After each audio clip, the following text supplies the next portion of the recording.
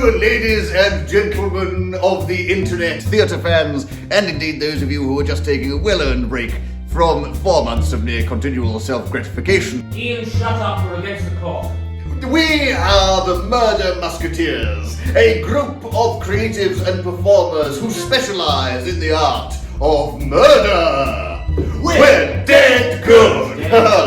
Now, obviously, we'd much rather be performing this for you live in person, but, you know, what with circumstances being what they are. So instead, we're performing this from Carlisle's Green Room Club at West Walls Theatre, where they've been kind enough to loan us this stage from the production of Handbagged that they were doing. Yes, very patriotic. Don't worry, it's not a rally, I assure you. We are instead doing this to a camera which is beaming our images out across the world via the marvellous thing that is the internet. Exciting stuff. Ian, please, can we just get started? Ladies and gentlemen, I must say you are all in for an absolute treat today. Agatha Mysteries' The Rat Trap is one of the longest running theatre shows in all of the world, with a marvellous twist of an ending that audiences have kept under their collective hats for the better part of half a century. Oh, for God's sake, it was the butler! Yes. Or was it? Let's wait and see. However, The Rat Trap is just one of a veritable smorgasbord of deliciousness given to us by the late, great Miss Agatha Mystery, including such other hits as Suddenly There Were Lots, Murder on the Latent Orient Express, and of course Jamaican thriller Death and Denial. Ian! So, ladies and gentlemen, I invite you to sit back, relax, and enjoy Agatha Mysteries' The Rat Trap.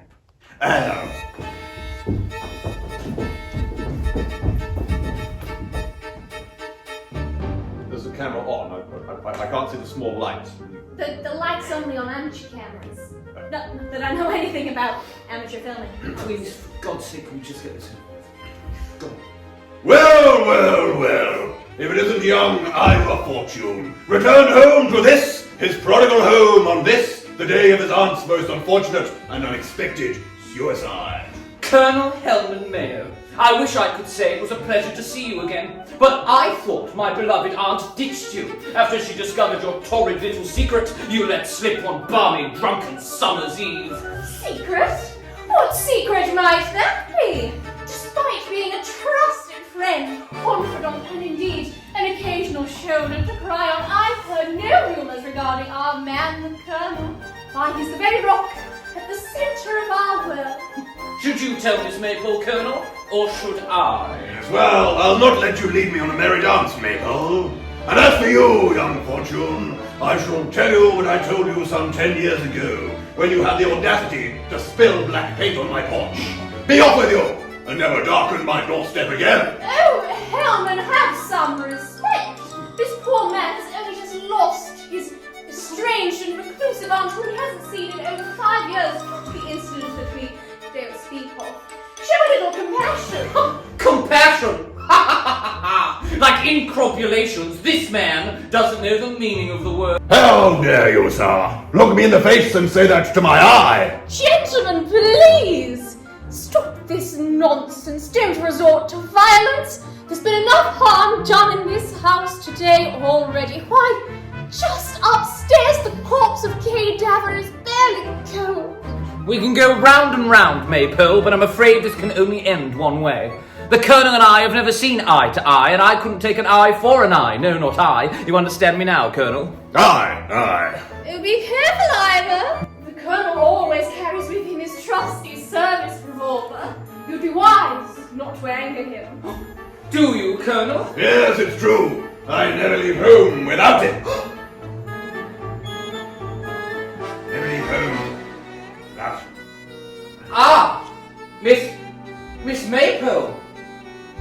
How did you get a hold of the Colonel's gun? Yes, how did you? I must have picked up without realizing, catch. Don't point that thing at me, Colonel. Does it frighten you?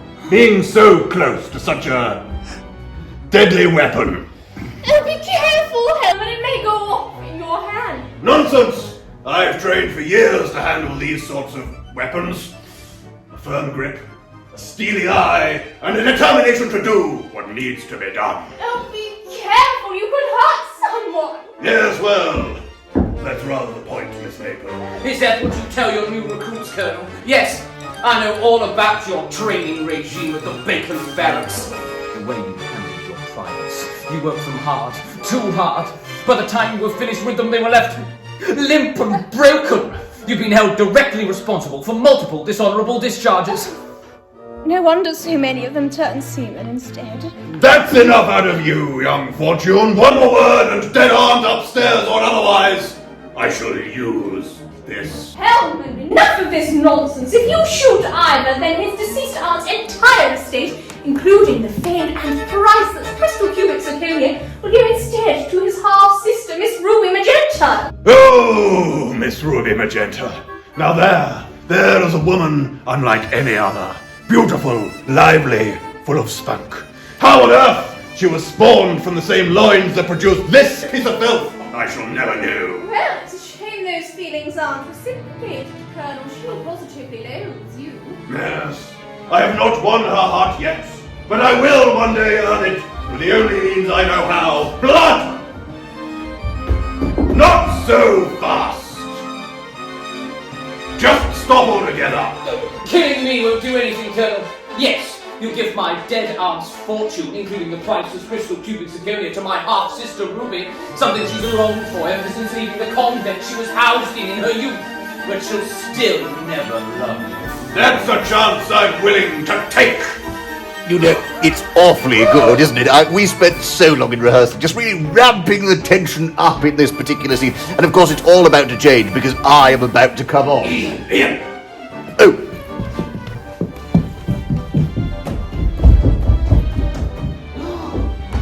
Stop! Who the blazes are you? Detective Inspector Paul Leese at your service, madam. Police? Yes, I'm with the police. You may have heard of me. No, I'm afraid not, old bean. No, that's strange. I've solved many famous cases. It was I who put Lefty Kellogg's behind bars. The infamous murderer who drowned his victims in a bowl of cornflakes. The worst serial killer I've ever encountered. It was also I who put away the Viagra gang. A more hardened bunch of criminals you'd never find. Let me tell you, they faced stiff penalties when I found them in possession of swollen goods. What are you doing here, Inspector? I'm fresh from the case of investigating the missing dog equipment from Police HQ. We're still looking for new leads. We believe the same thieves may have also stolen our toilet seats. Police have nothing to go on, but that is not why I'm here. Then why, Inspector? I'm afraid there's been a murder. Oh no, not a murder! Oh, goodness me, how tragic. A suicide and a murder, all on the same day. I'm afraid not, Major Mustard. That's Colonel Hellman Mayo, actually. Oh, I do apologise. Why, you're the very spit of your identical twin brother, Coleman. Yes, it's really difficult to tell the two of you apart. It's quite uncanny. Come on, Inspector, who's been murdered? Yeah. Spit it out! I have shocking news. You may all wish to be seated.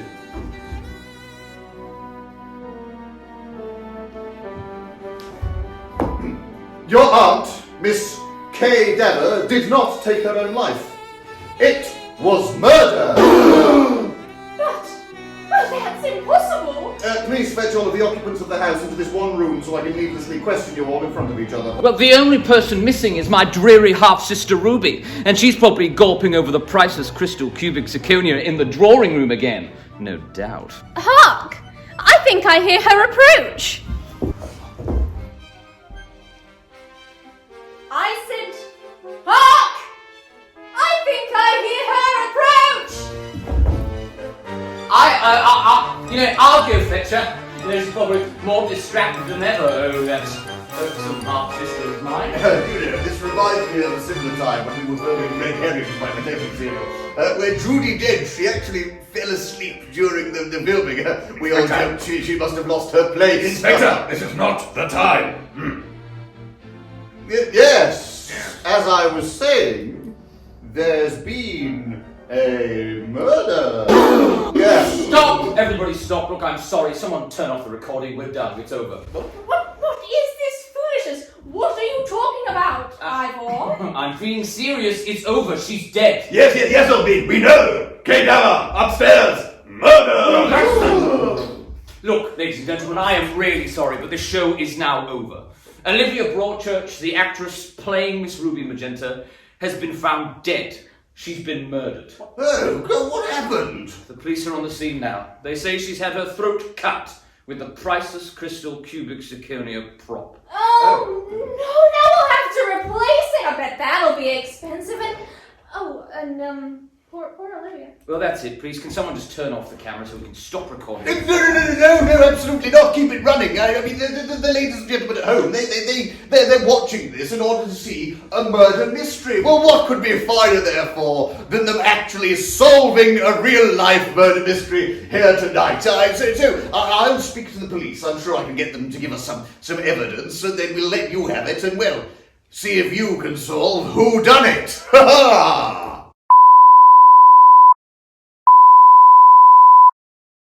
Ian, you're insane. We have to end this right now. No, Olivia loved mysteries. Solving it with the help of her beloved audience is exactly what she would have wanted. Surely you can't be serious. He is serious, surely. I don't think you're using that right. But for once, I actually agree with Ian. The show must go on and all that. Just run one of Olivia's wonderful little mini-mystery pre-record things that we were going to play in the interval while we get ourselves set up. That should buy us some time. Any chance I could get a snack? Y'all ate my banana.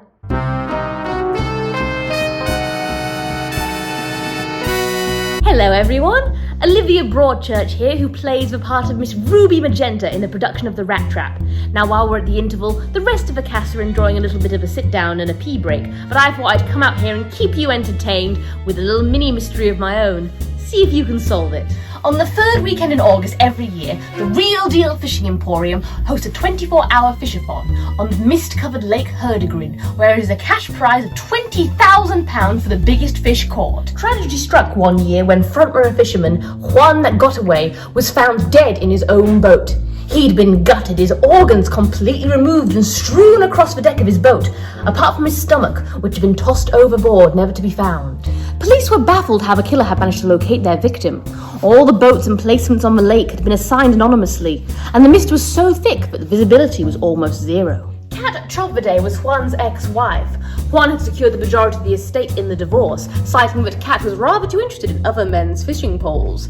Kat strongly denied this, saying it would be Juan who would be the one who would be sleeping with the fishes. Hugh Kleinensinker was Juan's chief rival in the competition. The night before the event, Hugh had been having a romantic candlelit dinner with his partner, Bree Thunderwater, the scuba instructor. Juan barged in, slapped Hugh round the face with a herring, before picking up the swordfish and taking a huge bite out of it, the swordfish that Hugh had caught the day before at the practice session. He nearly choked in the process before stopping and saying, "If that's the best you can do, you could do better," before storming out. Hugh had intended to propose to Bree and swore revenge on Juan for ruining his big night. But the next day, Bree was seen wearing a beautiful blue engagement ring when she welcomed Hugh back into shore, so everything worked out all right. The pathology report revealed that Juan had been killed by a blow to the back of his head with a paddle from his own boat, and then immediately gutted after he expired. So that's the case.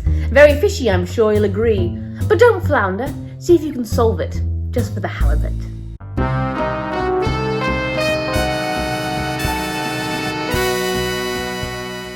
And we're back. We're now coming to you via 4 little boxes on a screen because the police have sadly confined us all to our individual dressing rooms. Lovely, isn't it? But that is not going to stop us from solving this case. Yes, they didn't realise that we still had access to the live stream, and nothing keeps the Murdered Musketeers from their audience. Ha-ha! We're dead good. Dead good, yeah. Yes. However, we should probably all quickly introduce ourselves to the lovely viewers, if there are still any out there. They've only seen us in character so far, and we don't want them getting confused as to who's who when it's a whodunit, do we?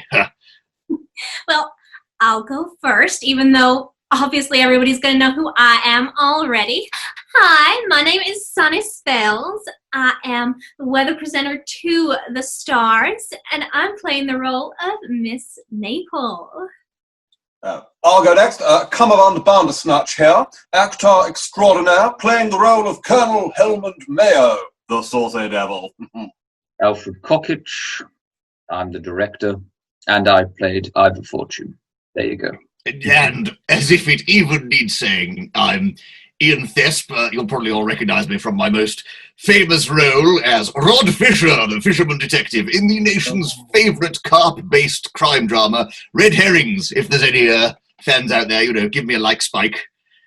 Nope. Nothing. Well, anyway, thanks to these immense crime-solving credentials playing a TV detective for 7 whole years, the police have been kind enough to share with me a few key pieces of evidence that relate to the case, including a crime scene report, some threatening letters Olivia had been receiving, and a few other bits and bobs. Now, technically, I know, I was asked to keep these to myself, but I think if you out there are going to have any opportunity to solve this thing, then, well, you really need to see them too. So hopefully, if I've set up all this technology correctly, there should be a link somewhere on your screen right about now. If you head to that link page, you'll be able to find copies of the evidence to review for yourself. Of course, we will discuss the details here for you anyway, but if you're wanting to catch the killer, you really ought to get yourselves a copy to make sure you don't miss anything. After all, so often the devil is in the detail, and it can be the tiniest clue that blows the whole case wide open. So do make sure you get a copy of these yourself, and if you're going to try and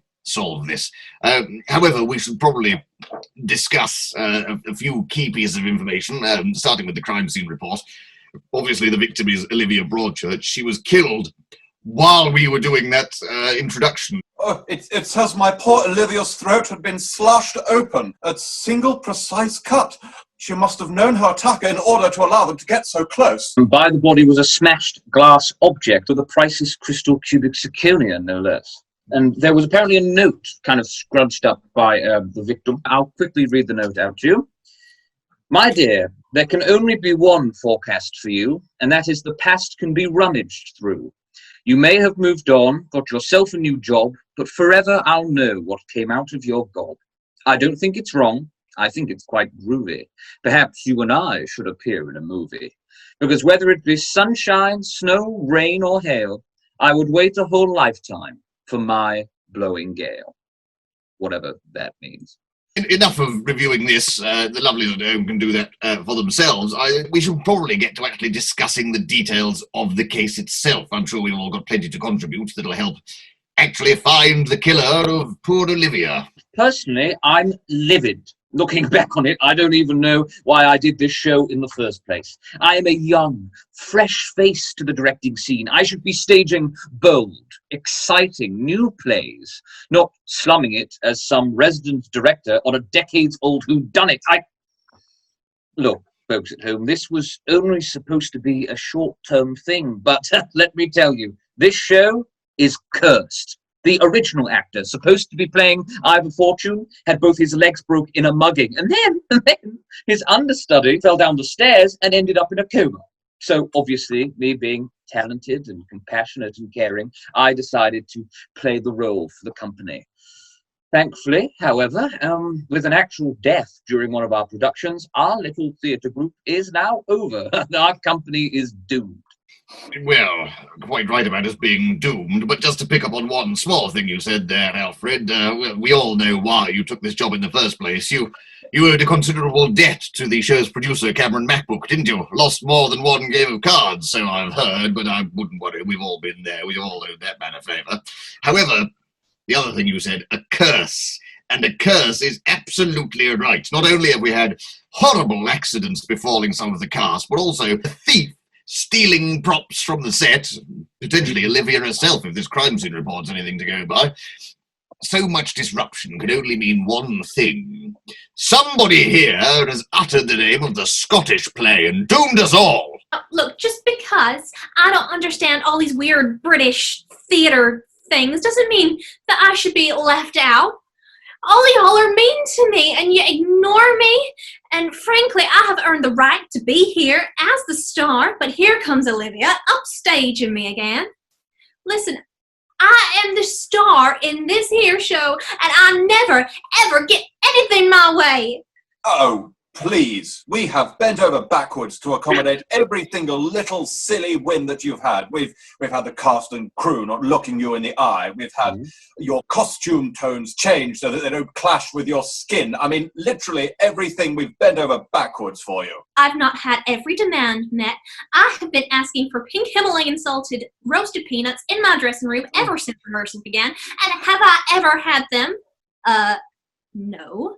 Is this some other weird British theatre tradition, or are y'all just trying to deprive me of my nice things? It's because Olivia was severely allergic to peanuts. They were banned from the whole theatre. Even touching one could cause her to go into shock. Yes, well, in that case, there is clearly a very obvious suspect here. Sonny. You and Olivia were hardly bosom buddies. Everything she had, you wanted more of. Only bigger and better. A larger dressing room, longer curtain call, more lines added to the script. It was just petty jealousy, if you ask me. This all sounds like fake news to me, folks. I mean, Olivia and I were, in fact, the best of friends. I mean, sure, we pushed and teased each other a little bit, but, that was just banter, like we have here in the UK. I mean, if anybody was jealous of anybody, it was clearly Olivia was jealous of me. I mean, after all, I am the big American TV star name in this production thanks to my extensive weather career on the TV news network, whilst Olivia has nothing more to her name than her 4 Olivier awards. And I mean, how sad y'all have to be to name an award after your own name. I mean, come on. I have more talent in my little finger than Olivia had in her entire body. I mean, she probably only got her part by sleeping with the director. Absolutely not. Sonny, the casting process is a sacred art form. Such frivolous and mundane things as carnal instincts must not be allowed to interfere with my process. Very laudable, Alfred, very laudable indeed. However, if that is true, answer me this. How the hell did we end up with Sonny in the cast?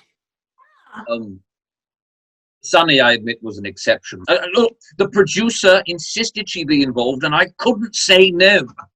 My debt is significant enough that I don't have any bargaining power. Producer Cameron MacBook said the show needed some kind of, star power to reinvent it. Though how a weather girl from ITV7+1 carries any kudos is beyond me. That's possibly why I heard Sonny and Olivia arguing earlier in Olivia's dressing room. You, Sonny, you were screaming at her, accusing her of trying to destroy your reputation or something, yeah? We were having a polite discussion earlier regarding a private matter. It seemed Olivia was determined to bring up some personal history that I felt should remain long forgotten. I mean, I have worked hard to build my glittering TV career, and absolutely nothing, as I was explaining calmly to Olivia, should be allowed to tarnish my unblemished reputation. Well, whatever it was, Olivia didn't seem to have the faintest idea what you were talking about. And it was difficult to tell more details because, the dressing rooms are rather well soundproofed, so I couldn't hear very well even with a glass against the wall. Now, I have to say, looking through this evidence here, Olivia had been receiving some extremely disturbing, technically fan mail. It's, obsessive at best and outright threatening at worst. I mean, let me just read one of these for you. There's more. Follow the link to get the whole thing. Dear Olivia, if words ignite love, let arsonists light worlds at your spoken promises. Really, Olivia, this epistle cannot tell you otherwise, unfortunately. Signed, Noel Melancholy Mao. I mean, it's complete nonsense, isn't it? Olivia came to me extremely concerned about those letters. She seemed to believe she had some kind of, an unhinged stalker. If Olivia couldn't handle a little bit of an overzealous fan, she was clearly in the wrong business. I mean, I've had excessive fans before who've practically worshipped the ground I've walked on. See, I thought the same. Some random fan with a bit too much time on their hands. Until the letters started to contain personal details that only somebody close to her would know. I mean, come on, people. The name is quite clearly a pseudonym. To be honest, I suspect it's somebody in the cast. In that case, it was almost certainly leading man. the original leading man who played Ivor Fortune. He was nice, handsome, witty and charming. Clearly far too good. He was clearly up to no good. And then if it wasn't him, it could have been his stand-in, you understudy. I mean, you should never trust an understudy. They'll kill you as soon as look at you. Well, that may be true, but I must confess, Cumberbund, I was always rather under the impression that it was you sending the letters. I mean, after all, Colonel Helvin Mayo, the man you play in The Rat Trap, is of course a man utterly obsessed with Miss Ruby Magenta, the part played by Olivia, to the point of, well, distraction. And I know, Cumberbund, you've always taken a very method approach to your roles. Did life start imitating art? Darling, I'm method because I went to RADA. Cumberbund, darling, I've read your CV and I can tell you that RADA stands for Rotherham Amateur Dramatics Association.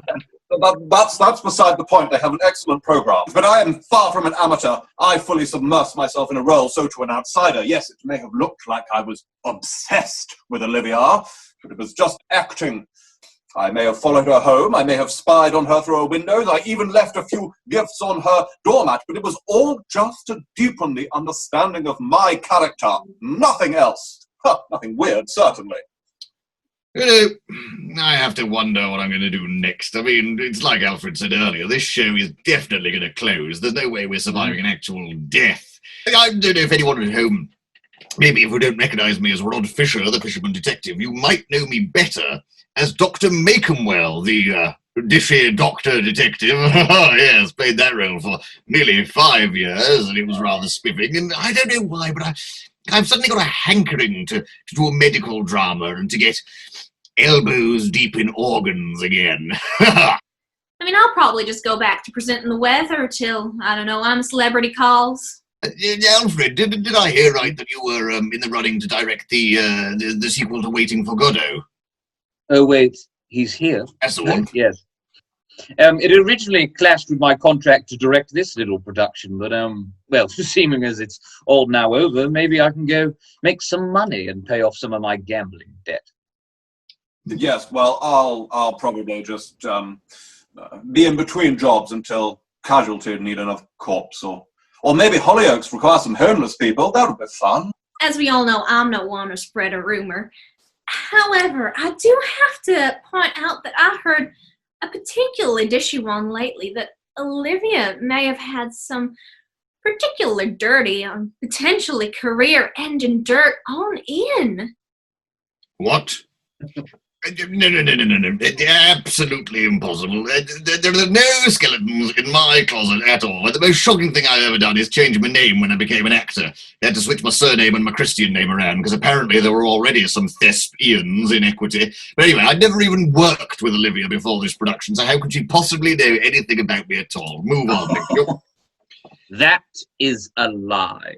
Olivia's first TV role was on your show, Ian, Red Herrings.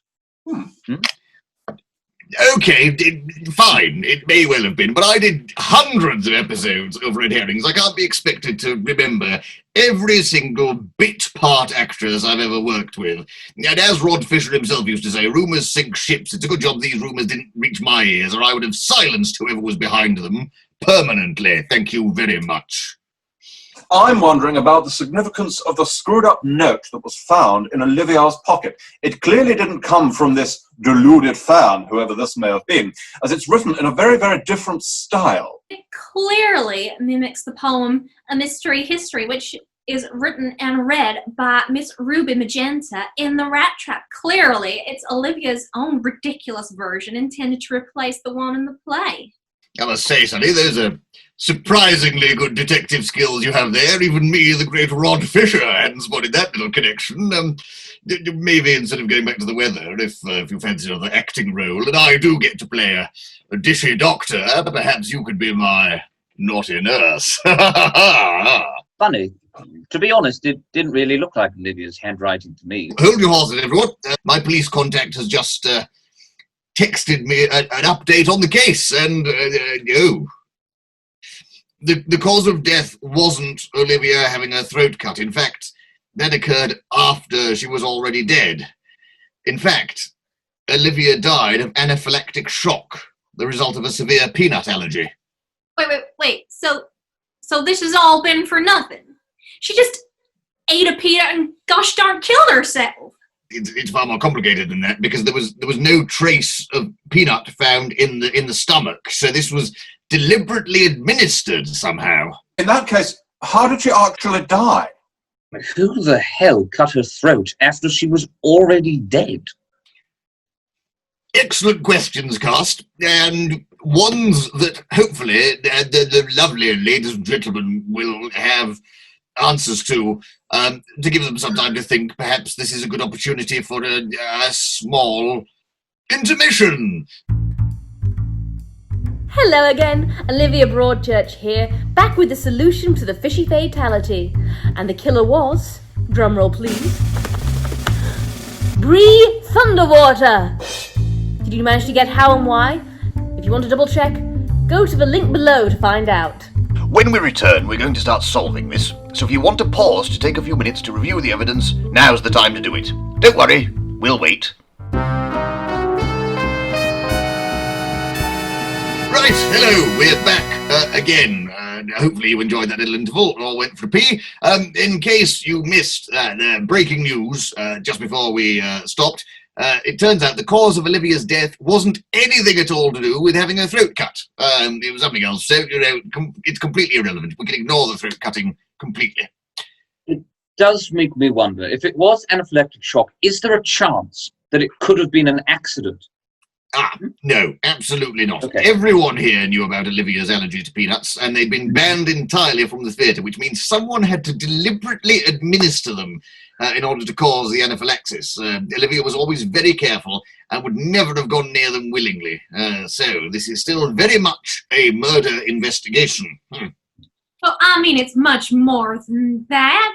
We still can't forget that, though it may not have been what killed her, somebody cut her throat after she was already dead. I mean, what kind of monster would do something like that? Such a horrific mutilation could only be done by a truly deranged mind. I mean, who knows? Perhaps the killer was interrupted and the original intention was to cut off her head.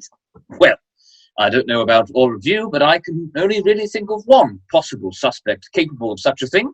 This #1 fan, this unhinged person sending those letters. But who could that be? The time for speculation and supposition is over. This is the second act, and it's time we started solving this thing. So, people at home, we're going to ask some key questions that are going to help us solve this case. If you are playing along, do message in if you think you've cracked the clues and got a solution. We'll read out any relevant ones that come in, whether they're brilliant or woeful. So in this case, Alfred was asking, who was sending these threatening letters? Who is this Noel Melancholy Mao? An obvious pseudonym, but for whom? Any theories? Okay, so let's look at the comments here. We've got one from Sue Specht, who says Noel Melancholy Mao is an anagram of Colonel Helman Mayo, the character Cummerbund plays in the show. Then a comment here from Fingerprints. The first letters of the first threat spell a message, I will protect you. And the first and last letters of each sentence of the second threat spell a sinister secret from Cummerbund. I broke Lee's legs. I put Ewan in a coma. Yes, all right, fine, it was me. I broke leading man's legs, and yes, I put Ewan to study in a coma, but I am not a dangerous man. I did it out of love. Look, the more I immersed myself in the character of Helman Mayo, the more I understood his motivations. Oh, though his love for Ruby Magenta may be unrequited, I would do anything to keep her safe, including seeing off anyone who sought to do her harm. And then, of course, that leading man came on the scene. I saw him through the kitchen windows. He was handsome and charming, and anyone who's that handsome and charming cannot have good intentions. I disguised myself as a mugger, and I broke his legs one night as he walked home. Ha! He wasn't going to be anywhere near my darling Olivia. It was the perfect plan. And then Ewan the study took over. I knew the same thing would happen, so I didn't even give him the chance. After our rehearsal, I pushed him down the stairs. He was only supposed to break his legs, but like the typical over-actor he was, he went into a coma. But I would never have dreamed of hurting my Olivia, despite the fact that she had spurned mine affections and threatened to reveal my involvement to the police. I would never have harmed a hair on her head. Well, interesting revelations there, Cummerbund, though I do have to wonder if your affections were ultimately misplaced. I mean, as far as we know now, Olivia was stealing from the show. She'd signed out lots of props that didn't belong to her. Why else would she be taking them?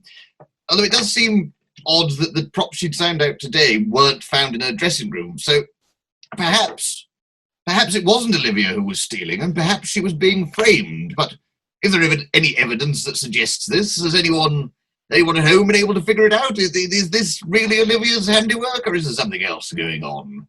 Comment here from Dr. Huge Member. Do suffer from erectile dysfunction. I think the spam filter's gone. Here's a better one from True Detective. Olivia seems to have two different signatures. Someone was forging her name to steal the expensive props. Maybe someone in debt, like Alfred Cockhitch. All right, fine. I forged Olivia's signature and was signing out the props. I was stealing them. Look, ladies and gentlemen, if you haven't figured it out by now, I'm in debt. Big time. I make next to no money for directing The Rat Trap, as all my fees are funneled back to paying my losses to produce a Cameron MacBook. I needed a way to make ends meet, and I'm not contractually allowed to work anywhere else, so I did the only thing I could. I stole from the show. And I have to admit, a few more exotic props were required to make ends meet. And let me tell you, it was easy at first, stealing from the rehearsal room, until those stupid, bloody sign-in sheets were introduced. And I didn't want to get caught, but I had bills to pay. So I started forging Olivia's signature and signing out the props. And the best thing is, viewers at home, Olivia knew all about it. Yes, she was just too kind and sweet to say anything. Her fees are far more significant than mine, so she could afford to have some of her wages docked. But I certainly didn't kill her. I mean, think about it, people. Why on earth would I bring unnecessary attention to my very own Patsy? Well, at least my darling Olivia is not a thief. But I think we're forgetting something. The weird rhyming riddle that was found on Olivia's body. I admit I wrote the other letters, so you know it wasn't me that wrote this. But I can't make head or tail of it. What's it trying to tell us? Who is it meant for? Yes, this odd rhyming couplet, maybe it wasn't meant for Olivia at all. Maybe it was meant for someone else for far different reasons. L. Emmentry says there are a few references to the weather, so maybe the poem was actually meant for sunny spells. Interesting. And Ian Vestigate says the B and the G of blowing gale are capitalized, like a name that might appear in certain movies. Alright, fine, I might as well come clean. Before I was a weather girl, I worked in the adult movie industry under the name Blowing Gale. I mean, everyone has to start somewhere, but when I joined ITV 7+1, I hired a hacker to remove all traces of my previous life from the internet. You know, just so that the past could stay completely forgotten and I could move on and build a glittering showbiz career for myself. Unfortunately, it seems that somebody in the cast must have gotten hands on one of my tapes, and, well, it started leaving these disgusting riddles taped to my dressing room door. Knowing that the poem that the verse was based on was delivered by Ruby in the play, I knew it could only be Olivia. So, before the show started today, I stormed into her dressing room and confronted her about it. Olivia, of course, denied all knowledge. She was clearly planning on revealing it during the show to embarrass me. So, I admit, I crumpled up the riddle and I threw it at her, followed by everything else I could lay my hands on. I mean, I missed by an inch with the priceless crystal cubic zirconia, but the feather duster hit her square between the eyes, as did the fountain pen. I stormed off before Olivia could say anything, but I had planned to go back during the interval and try to make her see sense. It was either going to be, bribery or violence, whichever was going to be most effective. I was really hoping for the latter. Just a slight miscommunication there, Sonny, because you see, those little poems, they weren't from Olivia. They were from me, and they weren't meant to threaten you. They were meant to, woo. You see, it's just that I've always been a big fan of Blowing Gale. And so I recognized you immediately. And let me tell you, the things you can do with a pointy stick, they certainly gave me a moist front, if you catch my drift. And I was simply wanting you to know that someone appreciated your very specific talents, and we thought that, well, maybe, you know, maybe we could get together and, I don't know, record our own or something, or anything you like, really. No, thank you. No. Well, worth a shot. Everything we've discussed so far, I really do believe is largely insignificant, particularly that bit about blowing gale. Doesn't mean anything. After all, somebody cut Olivia's throat after she was already dead. Who would do such a demented thing? And more importantly, why? We've got to the crux of it now, folks. So, theories. Who cut Olivia's throat? And it was done after she was dead, so why? Stan Dingto Attention asks, where can I find a link to Sonny's movies? I'll send you one after the show, Stan. And whodunnit comments, a slash wound to the throat for someone suffering anaphylaxis. Maybe they were trying to help. But who'd have the medical knowledge to be so precise, I wonder? Yes, all right, fine, yes, okay, I fully admitted, yes, it was me who cut Olivia's throat, but I wasn't trying to kill her.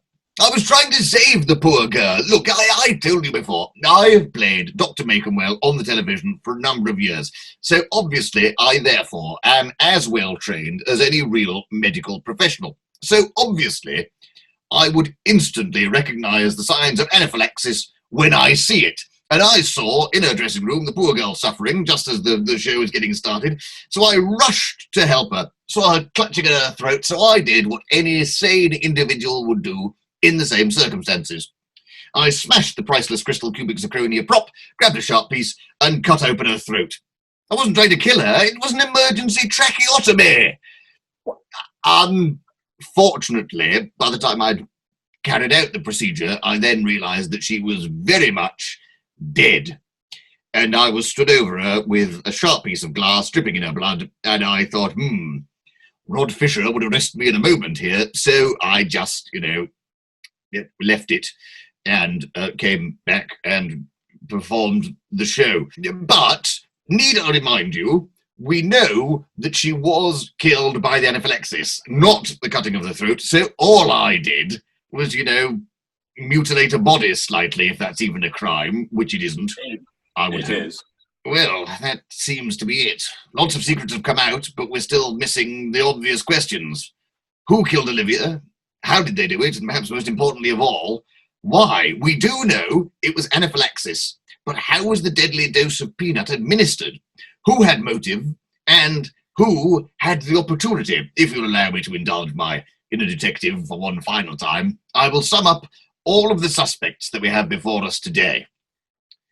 We have Alfred Cockitch, the director who was stealing from his own show in order to cover the debts the producer had over him and was framing the deceased. But did that mean that she had to die in order to keep the secret? We also had Sunny Spells, who was a jealous rival who had a secret of her own to hide, but is it a secret she would kill in order to keep?